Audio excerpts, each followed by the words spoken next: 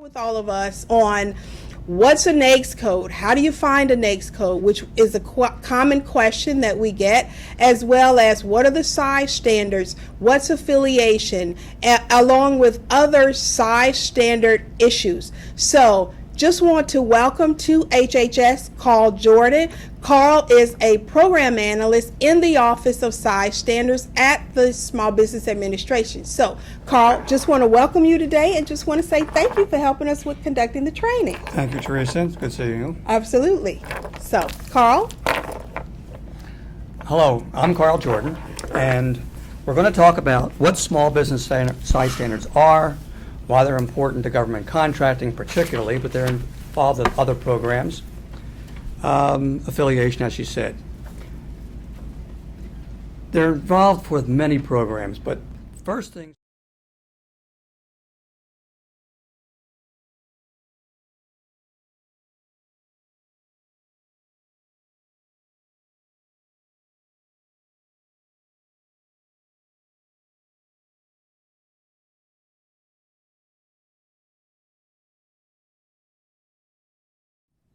that is the largest a business can be. Our agency is the one that establishes small business size standards. So I'll talk about the statutory authority, why we can do them, how you understand size standards, how we establish them, how you use them, how you find out what the size standard is for whatever it is you're doing, your program. Understanding affiliation. How do you protest a size when a company says it's small and someone says, but they're not? And then we'll have a list of resources and tools for you and make them available at the end. It's important to note that all size standards include a company's affiliates. I'll get into that more. But it is never just in the abstract one entity. One entity, if it has affiliates, is not small all by itself. SBA gets the authority to set the size standards from the Small Business Act. This goes back to at least 1955 when the SBA was established and has been modified several times since. First of all, the Act states that a small business is one that's independently owned and operated and not dominant in its field of operation. It requires that small business size standards vary by industry. We've defined industry as the North American Industry Classification System, NAICS does. So we have different size standards for different industries. We have the size standards in our regulations at 13 CFR 121, and they're also in the FAR Part 19, where all the regulations about small business contracting are.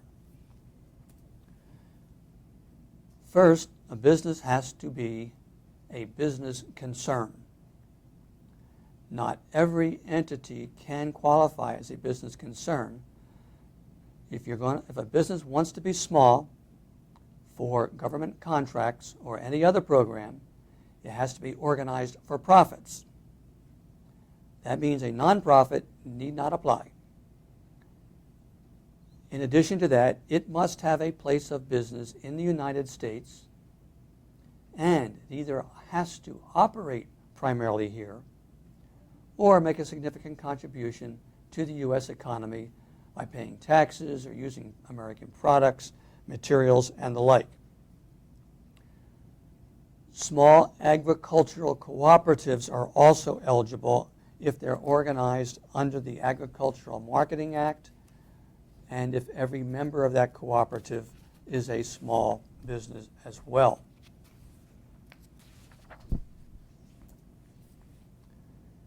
Size standards are definitions. Anything that sets a limit is a definition. It defines.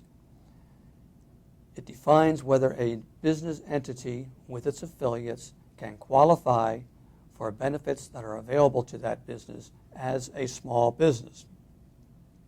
We establish size standards for the various types of economic activity as they're defined and described by the North American Industry Classification System. The NAICS is what's called a production-oriented system. It defines businesses by what they do, how they do it, not by their product. Businesses can be involved in multiple industries. They might qualify as small for some, they might not qualify as small for others, depending upon the size standard. That's because when it comes to federal government contracting, which is our primary purpose for being here, a business has to be small for the NAICS code that doesn't describe the business that's going to do the work. It's the one that describes what is that business going to do.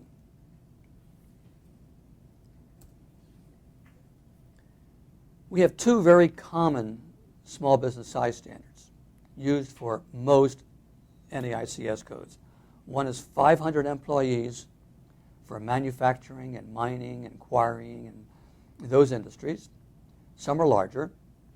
And $7.5 million in average annual receipts for most non-manufacturing industries. There are a few exceptions, not many.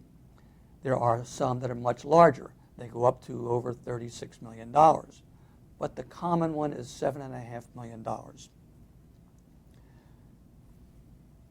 We have the full table of small business size standards. The link is right there on our website. It's also in the regulations. And if a business contacts you and wants to know if they're a small business, quick and dirty like, they can go to the small business size standard table, the tool that you see there. The third link, they can just put the NAICS code in, their income, the number of employees, and it will tell them if they're a small business or not. It doesn't leave a record, but it helps them find out, as I said, quick and dirty, if they're a small business for whatever is going on in their life at the time. The NAICS code has 20 sectors. There are some common size standards to most of the sectors. The sector level is made up of the first two digits of every NAICS code. If you were to look at our table of size standards on our website, you would see that everything is a 6-digit code. The first two are the sectors. Most of the 20 are listed there. You will also not find any size standards for Sector 92. They do appear once in a while in federal procurements, but they're in error. And we find out about them when someone calls and says, what's the size standard for 92 XXXX? Everything in Sector 92 is a federal entity or a government entity. It's the public administration. There are no size standards because public administrative bodies are not for profit. So you won't find any size standards for them.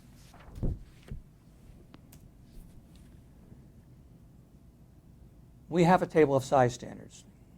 We've had size standards since the agency was created. We have begun, actually we began it about 4 or 5 years ago, a comprehensive review of size standards. We began this in 2007, and in 2010, Congress enacted the Jobs Act, which mandated that we review all small business size standards and modify them when appropriate, no less than every 5 years, and that we must do at least 1/3 of every size standard, of all the size standards, every 18 months. There are approximately 1,400 industries and a little bit more than that size standards because of the couple of exceptions that we have. We're pretty much on target right now. We have completed all of the reviews of the proposed rules and the final rules on all of those that are based on annual receipts, and all of them we increased for inflation effective July the 14th of this year. So you want to make sure you have the latest table of small business size standards that you're using. We have opened for comment those that are in wholesale and closed, and that final rule will be coming out soon. And open for comment now are manufacturing. Manufacturing is the largest sector. I believe there are 499 industries in manufacturing alone. That proposed rule is open for comments now until November the 10th, and many other industries scattered throughout the other sectors have got size standards as well based on number of employees, and they are open for comments until the same date. They're available on regulations.gov and on our website. If you want information on them, just send me a question at the end of this, and I'll tell you how to find them.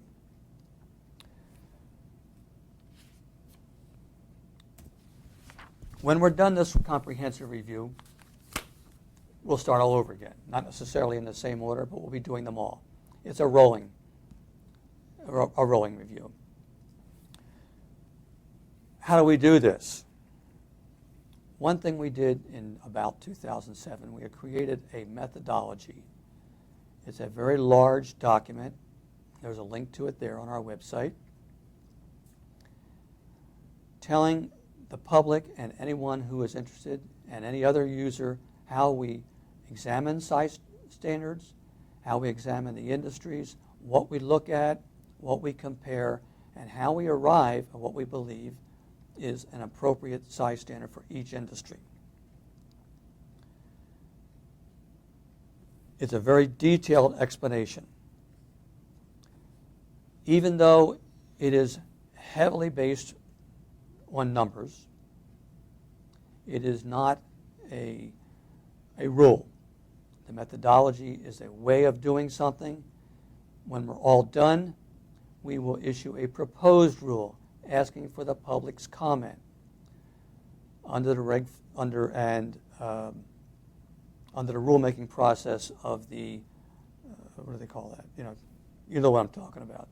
The rulemaking process requires that we get the public's comments.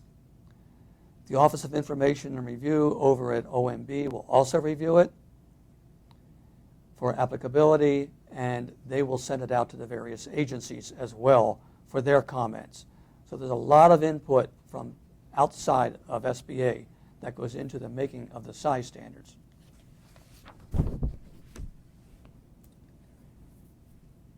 Our methodology is data-driven primarily. We start with the latest data from the Bureau of Census Quinquennial Economic Census. The latest available right now was for 2007. By sometime in 2015, we will have the 2012 data. We obtained from the Bureau of Census a special tabulation to meet our purposes.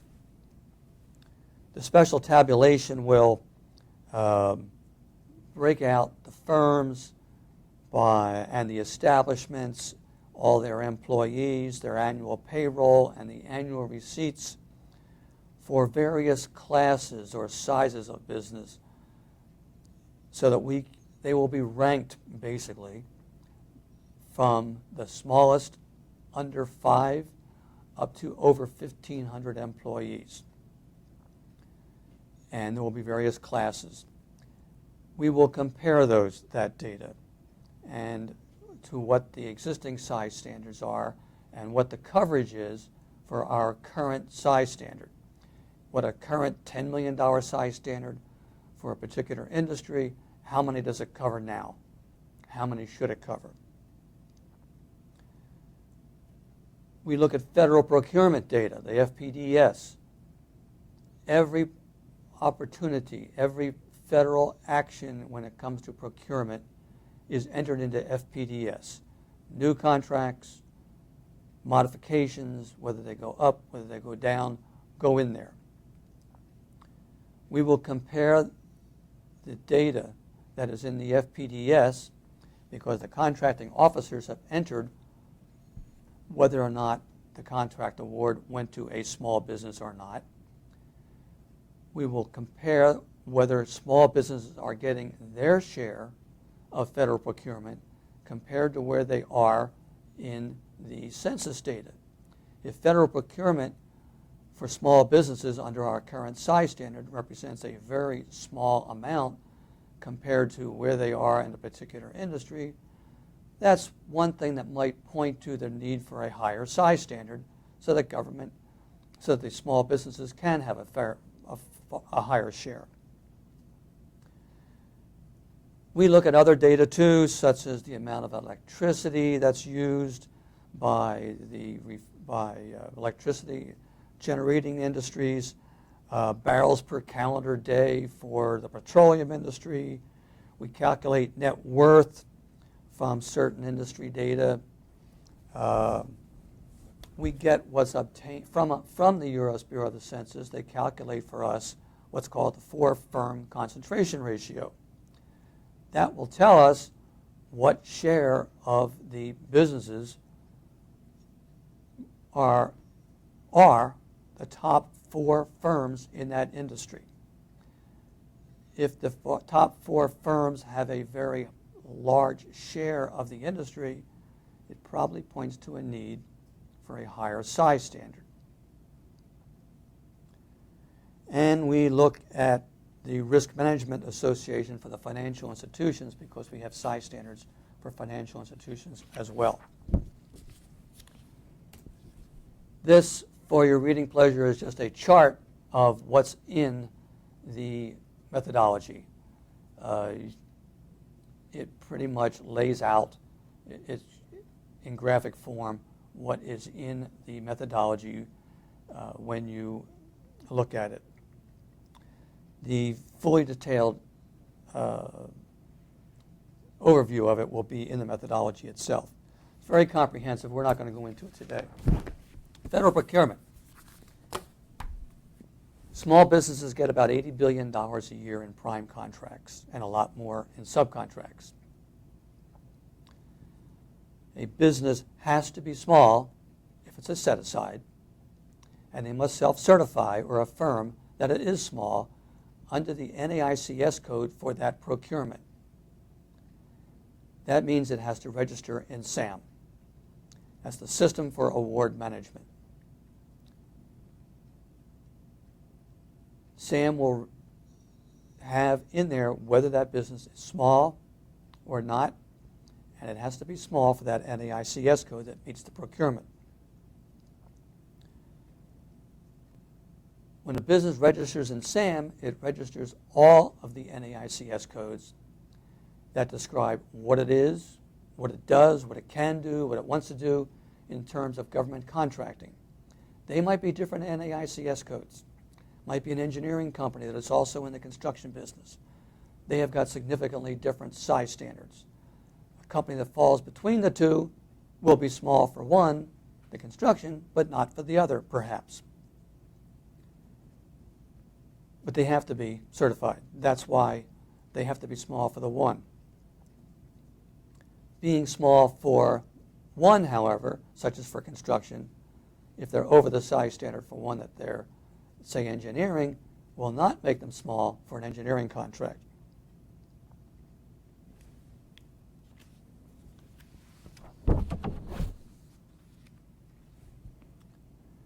Government contracting, we've got small business set-asides. We have the 8A Business Development Program, women-owned small business, economically disadvantaged women-owned small businesses, hub zone, and small disadvantaged service-disabled veteran-owned small business small program. For the women-owned and the economically disadvantaged women-owned, not every NAICS code is eligible for that program. Women do have to apply for that program and be approved. The reason is that an analysis was made of where women are underrepresented and where economically disadvantaged women are underrepresented. The SBA website, on the web pages for those programs, have got a list of all the NAICS codes to which the women may apply.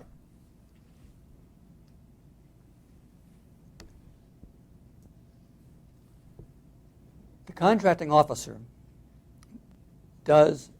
he's the one who designates the NAICS code that describes the principal purpose of the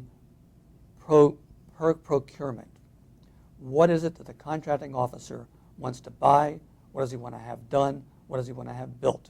What is the purpose of that contract? That may or may not be the same as describes a company that's going to do the work. The company has to meet, if it's a set-aside of any type, the company has to meet the size standard for the procurement.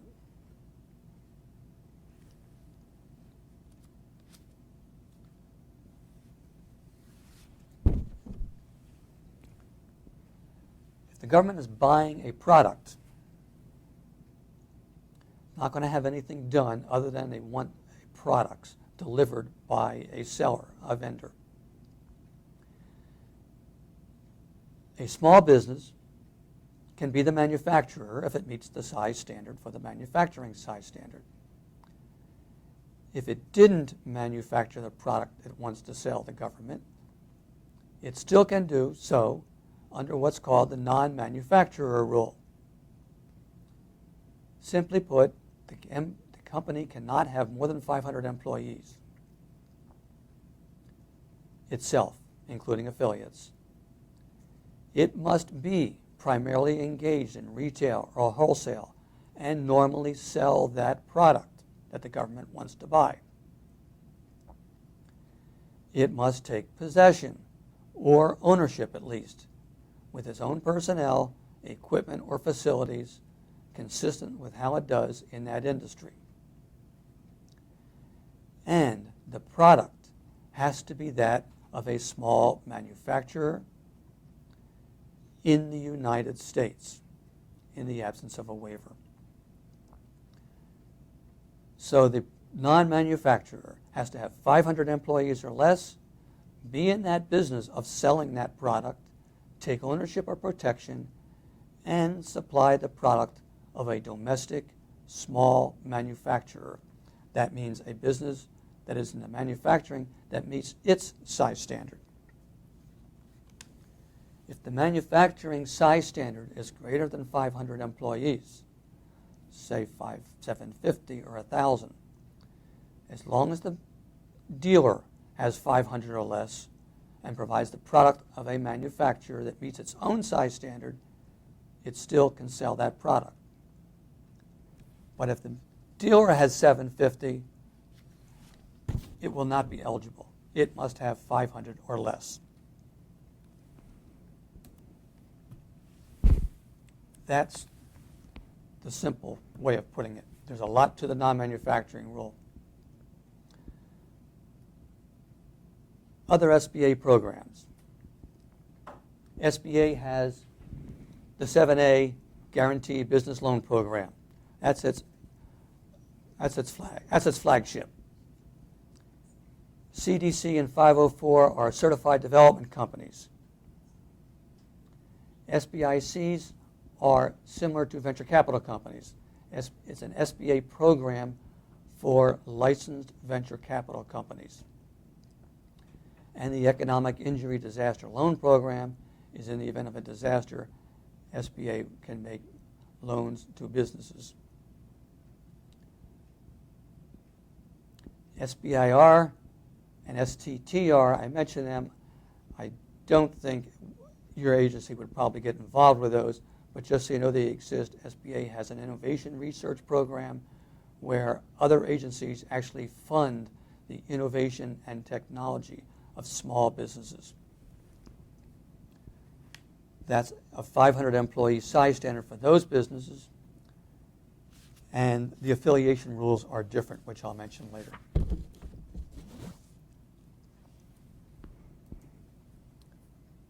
Finding the size standard. find the small business size standard, you have to know the NAICS code. I find the fastest way is to go to the Census website. That link, Bureau of the Census, NAICS lookup, you can put a single word in there. I find a single word works better than a phrase. And you can truncate the word. In other words, cut the last part of the word off. If you're looking for something about computing, you can put compute, C-O-M-P-U-T, and you will get every NAICS code that has that in there, and you can find the ones you want.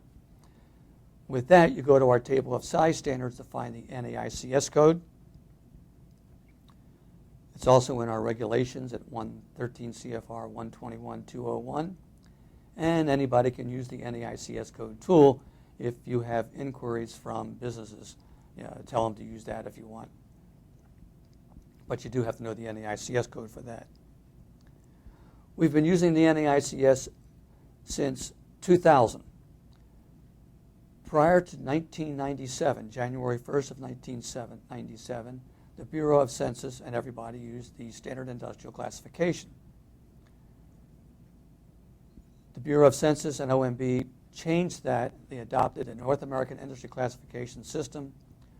We did not adopt it for our table of small business size standards until October 1st of 2000. And the Bureau of Census updates part of NAICS every 5 years. So January 1st of every 5 years, starting 2002, and again in 2007 and 2012, they changed some of the NAICS code. It often involves a consolidation of NAICS code, the establishment of new ones, creation of new ones, breaking out codes and spreading them around through other ones. We adopt the changes every time, effective October 1st of that same year. We wait until October 1st because that is the beginning of the government's fiscal year and where it's most applicable for us. And it keeps things consistent. It keeps the data consistent.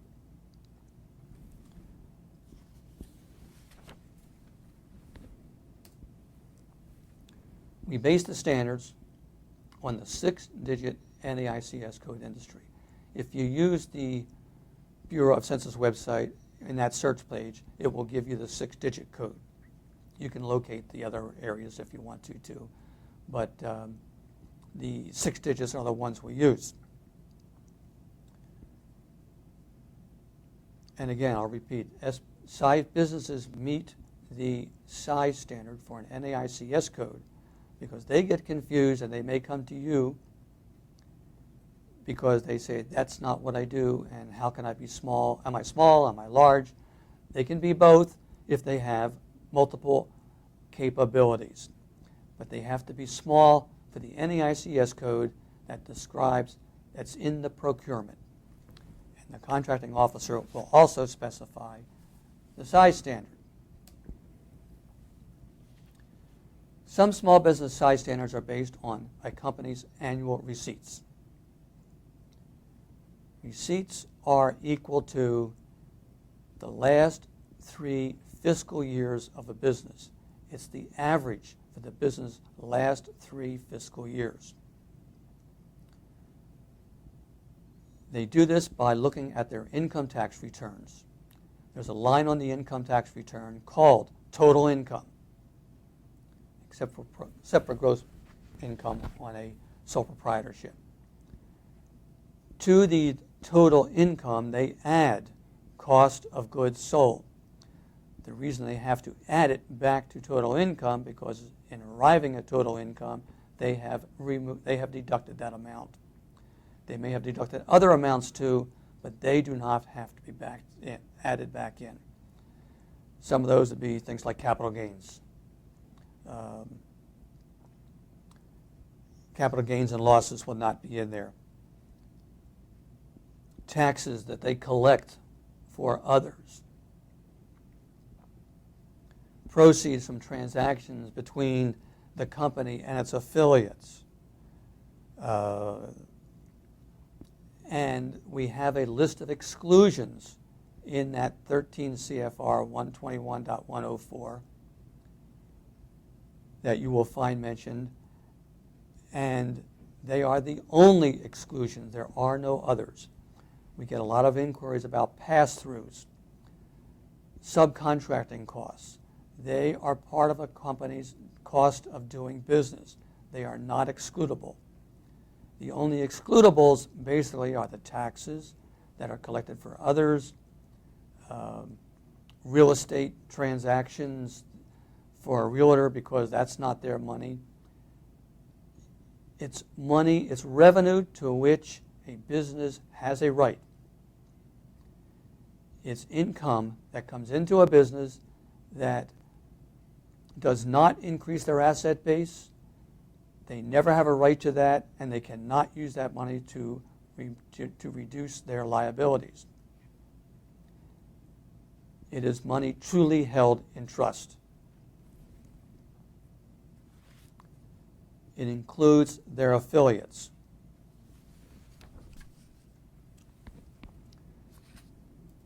The other basic size standards, number of employees.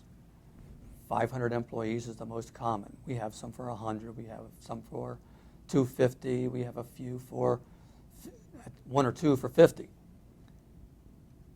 But there's only one way to count employees. It's everybody on the payroll. It's a head count, full-time, part-time, anybody that's hired on any basis. Employees hired from temporary agencies are counted. Professional employee organizations are counted. It's the average number per pay period, however. Businesses that have a fluctuating, or they're fluctuating because they're seasonal, ups and downs, whatever, are not going to be penalized because at the time that they're filling out and determining they're small, that they had a lot of employees, or that they happen to have employed a lot over a short period. It is the average for 12 calendar months. If they were determining today if they're a small business, it's the 12 calendar months that ended September 30th. That differs from the one for receipts, where they were actually averaging 3 fiscal years, 3 full fiscal years, and that will not change until the end of their next fiscal years, except for maybe their merge or acquisition. So it's not full-time equivalents, it's a head count. Everybody who was on the payroll in one pay period, if they weren't there the next, they don't get counted.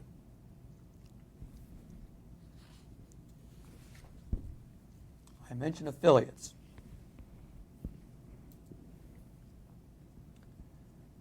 When one entity has the ability to control another, when one entity has the ability to control 2 separate entities, the 3 of them are affiliates. It's the power to control. When one business controls another, or a third party controls both, again, they're affiliates. You must aggregate the receipts or the employees for determining whether or not a business is small. That includes domestic, it includes foreign, whether or not they're for-profit, not-for-profit, whatever they do, wherever they are. They can be in different NAICS codes, as they say, do different kinds of work. It's the aggregate amount. For receipts, it's the aggregate amount of their receipts. For a number of employees, the aggregate number of employees. And it makes no difference whether or not they exercise that control, only that it exists. Control can be affirmative, it can be negative. Affirmative is when one tells the other how to run their business.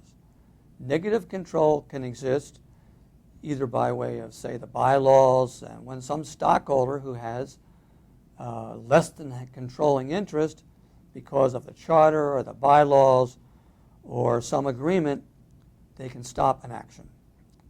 They can prevent a business from doing something.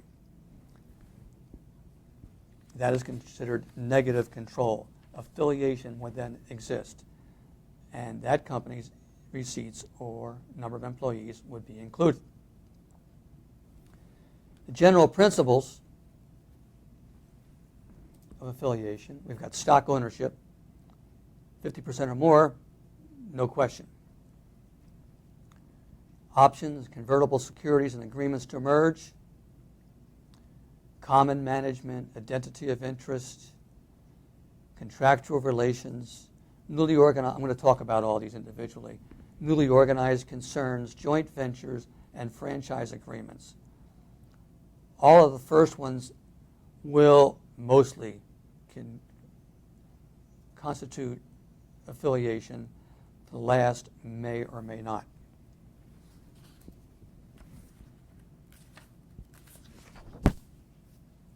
A lot of firms have investors, venture capital companies, hedge funds, private equity firms. If they have a venture capital company and they can control that company, if they sit on the board, which they usually do, there is affiliation. That means there is affiliation also with all other companies with whom that company is invested. So it's wide-reaching. There are no exceptions for government procurement. I mention that specifically because if you were to read our regulations in 13 CFR 121.103 about affiliation, it does mention a couple of exceptions for venture capital companies. One applies to the Small Business Investment Company program that I mentioned. That is not part of the Small Business Act. The reason is that that exception is there. It only covers programs that are covered by the Small Business Investment Act, which has nothing to do with government procurement. The other exception is for the SBIR, the Innovation and Technology Programs. There are exceptions under certain circumstances for venture capital companies that you will find. Again, it's not government procurement. They are there because they were legislated under the Jobs Act in 2010. Otherwise, there are no exceptions. So if you see those exceptions when you're reading about affiliation, they are the only exceptions. Companies will say that my investors are passive investors. It makes no difference, excuse me, if they are passive or not.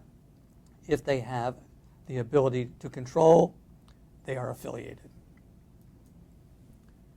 Stock ownership must have 50% or more. No question. If they have less than 50%, if it's large compared to all the other holders of the stock, there's probably going to be affiliation. If there are multiple minority owners that have a controlling interest and they have a lot in common, there could be affiliation. Even if the voting stock is widely held, if there are if there's affiliation between those other companies, it could still exist.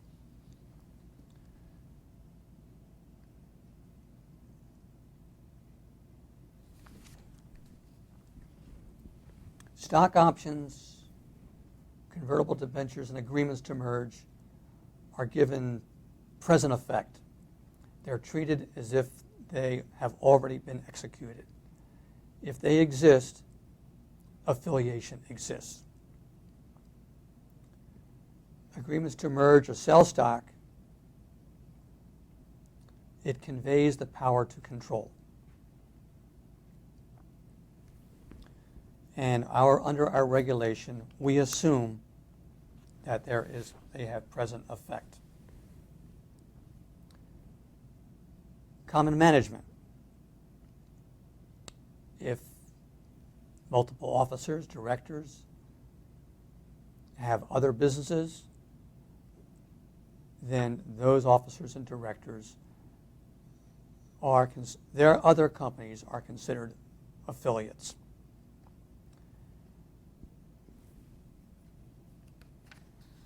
That is right out of our regulation up there. Identity of interest. Businesses can share common interests. Sometimes they're identical, sometimes they're very close to identical, and they're economic interests, of course. SBA will treat them as a single party, and which will constitute affiliation unless they are able to rebut that that is not the case. Family members, persons with common investments. If one company has economically dependent on another, either because of its location, because it shares premises, many reasons. They may even have common investments. It's a rebuttable presumption, but the presumption is that there is affiliation, and it will be viewed as being a control.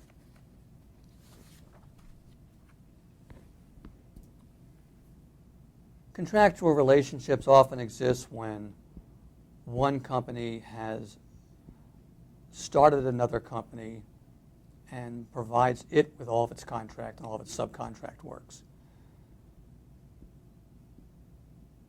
That company is dependent upon the parent company, or that the former company where it used to be, for all of its work, or virtually all of its work. Or a company might be a sawmill, and it might be operating out in the forest somewhere, but all of its work goes to one buyer.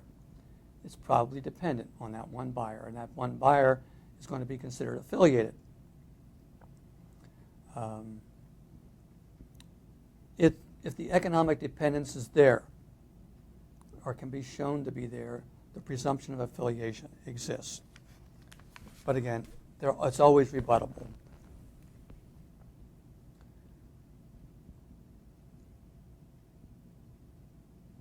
Former officers and directors, principal stockholders, very often will start another business. If the older concern furnishes them with a lot of contracts or financial help, affiliation probably exists.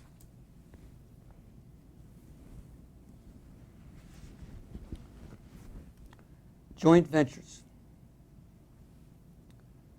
Joint ventures are affiliated.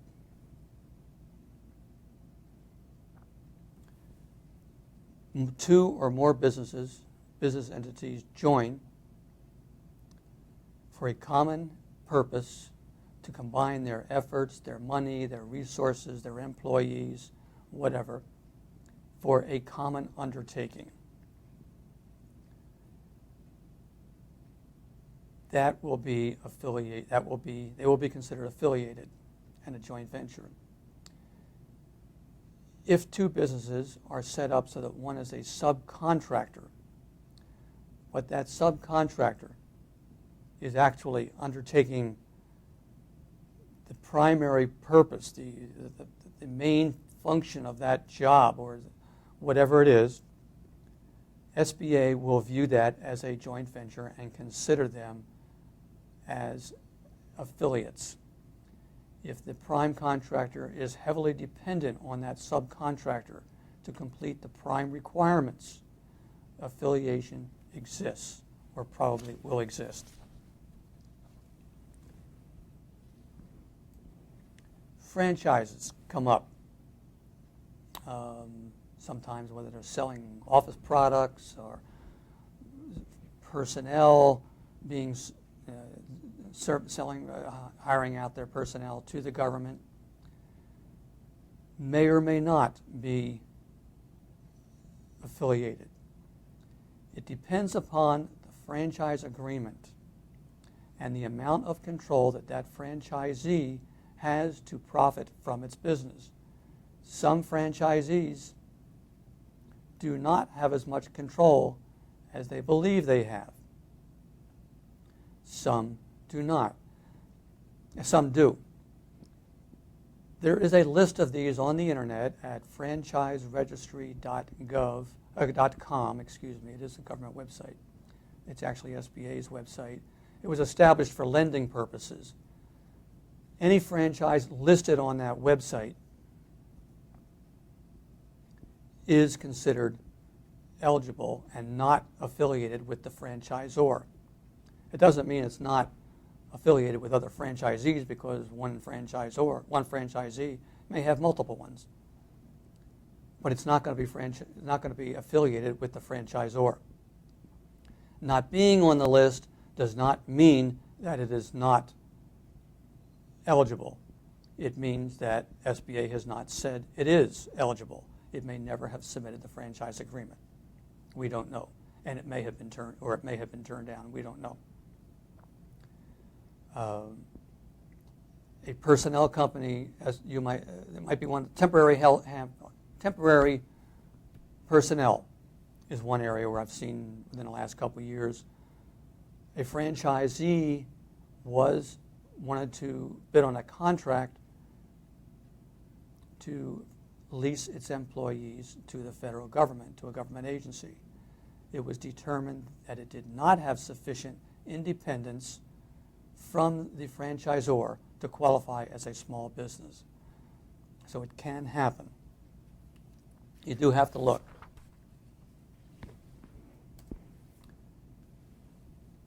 Anytime a business certifies it's small and bids on a contract, and as a small business or a project that's set aside for a small businesses only, any interested party can protest that to the contracting officer. The contracting officer, well, it's got to be specific, must submit that protest to the SBA. It will be submitted to the contracting Office of Government Contracting, that handles the office where the protested company's headquarters are located. Any interested party, and there are others who can protest the size also, such as the contracting officer. The contracting officer can also protest. In the event that a protest is made, the contracting officer will have to hold that up.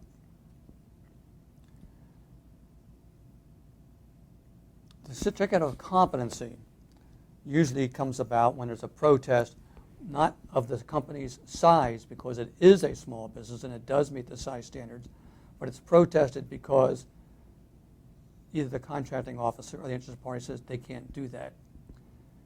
That will also be sent to the SBA, who may or may not issue a certificate of competency. It's a similar protest, but it's not based on size.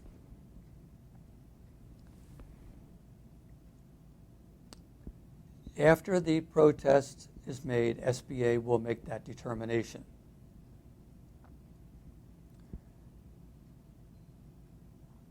It is not written in stone. I mean, it is the determination of the SBA, but the losing party, whether it's the party that was protested or the one who made the protest, may still protest it to SBA's Office of Hearings and Appeals. SBA's Office of Hearings and Appeals will hear the case, and that decision will be final.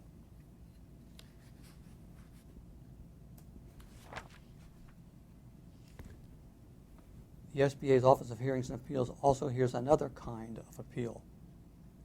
The contracting officer may specify an NAICS code for which someone wants to bid, and they believe the NAICS code is one with a size standard. It's too low, and this larger company may believe that it should be something else with a higher size standard. That's where it happens more often. A company can protest the NAICS code directly to SBA's Office of Hearings and Appeals. The protest is not made to the contracting officer. It is made directly to SBA's Office of Hearings and Appeals. SBA also has a number of NAICS codes with size standards for which there are exceptions, such as in the engineering area. a contracting officer may specify one of the standard NAICS code size standard and not the exception. An interested party may protest the size standard that has been established by the contracting officer. Again, it's made directly to SBA, Office of Hearings and Appeals. If it's however, the only exception to that being an interested party is if it's an 8A sole source.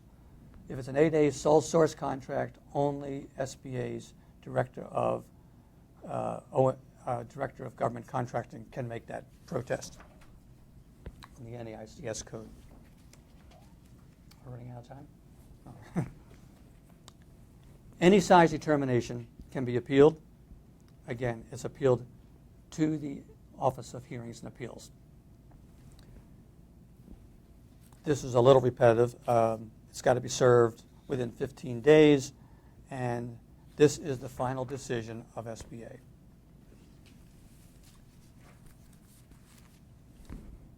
We have a number of things that we think are helpful to anybody that's interested. I believe this will be available to you in the future. A number of links go directly to SBA's website and to our regulations. We think they're pretty handy. Other resources about SAM, registering, 8A, women-owned small business. Under the women-owned small business is where you'll find about the economically disadvantaged women also. And we think you'll find these helpful if you need. And if you have any questions, feel free to contact us.